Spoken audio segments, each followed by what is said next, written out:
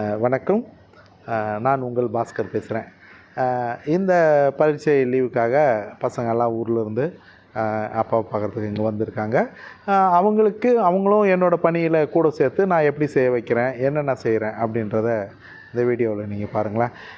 குழந்தைங்களை பொதுவாக வந்து பிற உயிரினத்தில் வந்து அன்பு செலுத்த கொஞ்சம் பழகினா பிற்காலத்தில் அது அவங்களுக்கும் உதவியாக இருக்கும், நல்ல விதமான ஒரு சமூகமும் அமையும் அப்படிங்கிற இதில் வந்து நிலைப்பாட்டில் நான் உறுதியாக இருக்கிறேன். அதுக்காக தான் நான் இந்த மாதிரி அவங்கள நான் பயன்படுத்துகிறேன்.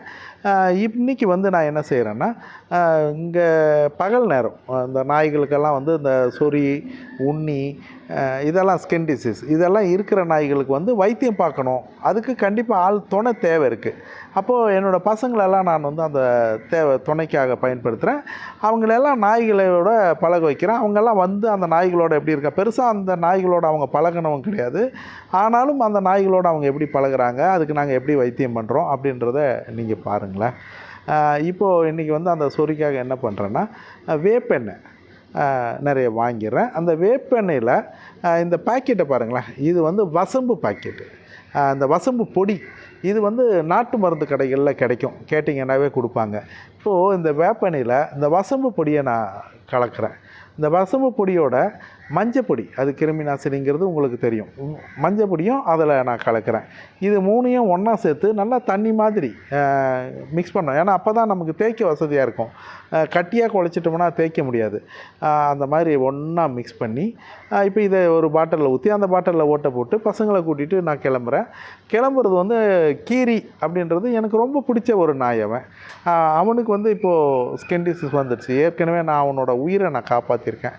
என் வாழ்க்கை பயணத்தில் கீரியை காப்பாற்றுன்னு தான் ஒரு முக்கியமான மறக்க முடியாத ஒரு நிகழ்வு. இப்போ அந்த கூட்டத்தில் இருக்கிறவங்களுக்கு தான் இன்றைக்கி நாங்கள் வந்து இந்த தோல் சிகிச்சை ஸ்கின் டிசீஸ்க்கான வைத்தியத்தை நாங்கள் பார்க்க போகிறோம்.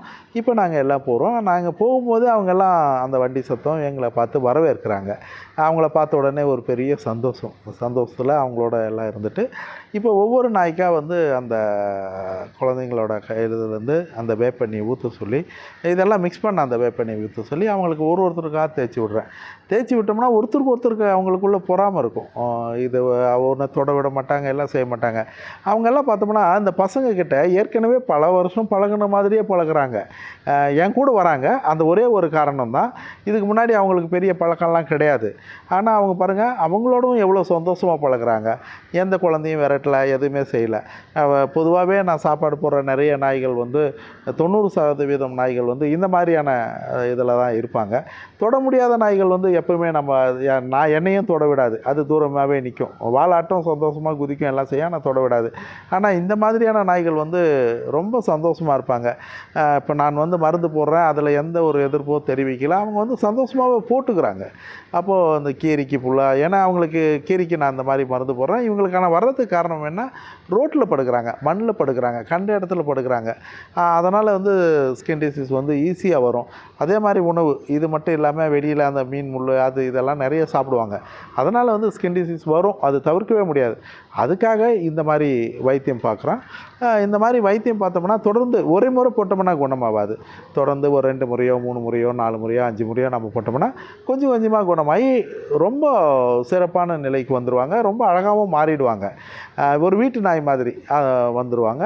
ஸோ அதுக்கான முயற்சி தான். அதுக்கு ஆள் தொண்ண தேவைன்னா இப்போ பசங்க வந்ததுனால இதை பயன்படுத்தி இவங்களுக்கெல்லாம் வைத்தியம் பார்க்குறேன். இவங்களுக்கு எல்லாருக்குமே பார்த்துட்டேன். இவங்களுக்கு எல்லோரும் பார்த்து முடிச்சுட்டு இப்போ நாங்கள் இங்கேருந்து அடுத்த இடத்துக்கு கிளம்பி போகிறோம்.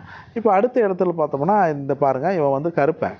இந்த கருப்பண்ணை வந்து இவன் வந்து நான் சாப்பாடு போடுற நாய் கிடையாது, என்கிட்ட வளர்ந்தவனும் கிடையாது. ஒரு மாதத்துக்கு முன்னாடி எங்கேருந்தோ வந்தவன். ஏன் வந்திருக்கான் அப்படின்னு பார்த்தோம்னா, அவனுக்கு ரொம்ப கடுமையான தோல் நோய் வந்திருக்கு. அதனால் அந்த வீட்டிலேருந்து விரட்டி விட்டாங்களோ கொண்டு வந்து விட்டு போயிட்டாங்களோ தெரியல. ஆனால் ரொம்ப நல்லா பழகக்கூடியவன், ரொம்ப அன்பாக பாசமாக பழகக்கூடியவன். இப்போ இவன் உடம்பு ரொம்ப ரொம்ப மோசமான நிலைமையில் இருக்குது. இப்போது இவனுக்கு வந்து முழுமையாக அந்த வேப்பெண்ணெய் கலவையை நான் போடுறேன். போடுறேன், பசங்களோட உதவியோட மொத்தம் போடுறேன். அதுலேயும் அவனுக்கு இடுப்பு பகுதியில் ஒரு வெட்டு இருக்குது, அதுக்கும் இந்த மருந்து நான் இப்போ உபயோகப்படுத்தியிருக்கேன். இப்போ அவனுக்கு எல்லாம் முழுமையாக குணமாக்கி அந்த வீட்டுக்காரங்களே அவனை ரோட்டில் விட்டவங்களே பார்த்தா, ஐயோ நம்ம ரோட்டில் விட்டுமே, நம்ம மறுபடியும் வீட்டுக்கு கூட்டிகிட்டு போகணும் அப்படிங்கிறதுக்காக அதை அப்படி மாற்றணுங்கிறதுக்கான முயற்சி தான் இது. தொடர்ந்து இந்த மாதிரி ஒரு 4 முறை 5 முறை செஞ்சிட்டேன்னா நிச்சயமாக இந்த சொரியாக இருக்கிற இந்த நாய் ரொம்ப அழகனாக மாறிடுவான். அப்படி அவன் அழகனாக மாறின பிறகும் ஒரு வீடியோ நான் உங்களுக்கு போடுறேன். இந்த மாதிரி சிகிச்சை செய்கிறது ரொம்ப மனசுக்கு நிறைவாக இருக்குது. அவங்க எல்லாமே அவங்களையும் அழகுபடுத்தி பார்க்கணும், அவங்களும் நோய் நொடி இல்லாமல் வாழணுங்கிறது தான் நம்மளோட எண்ணமே. அதை நான் சிறப்பாகவே செஞ்சுட்டு வந்துட்டுருக்கேன். அதை நான் விடுறதில்ல. தொடர்ந்து நான் அவங்களுக்கு நான் சாப்பாடு போட்டாலும் இந்த மாதிரியான சிகிச்சையை நான் தொடர்ந்து செய்கிறேன். இதுக்கான தேவைகள் எப்போவுமே இருந்துக்கிட்டே இருக்கும். அந்த தேவைகள் என்னோடய அளவுக்கு மீறி இருக்கிறதுனால உங்ககிட்ட நான் நிற்கிறேன். நிச்சயமாக நீங்கள் செய்கிற உதவி மூலமாக தான் அது எல்லாத்தையும் சமாளித்து நடத்த முடியுது. இது தொடர் சேவை. அதனால் உங்களோட தொடர் உதவியை நான் எதிர்பார்க்குறேன். நீங்கள் தொடர் உதவி செய்யுங்க, அது அவங்களுக்கு பயனை தரும். நன்றி, வணக்கம். நீங்களும் உணவளிக்க உதவலாம். Please help us to feet.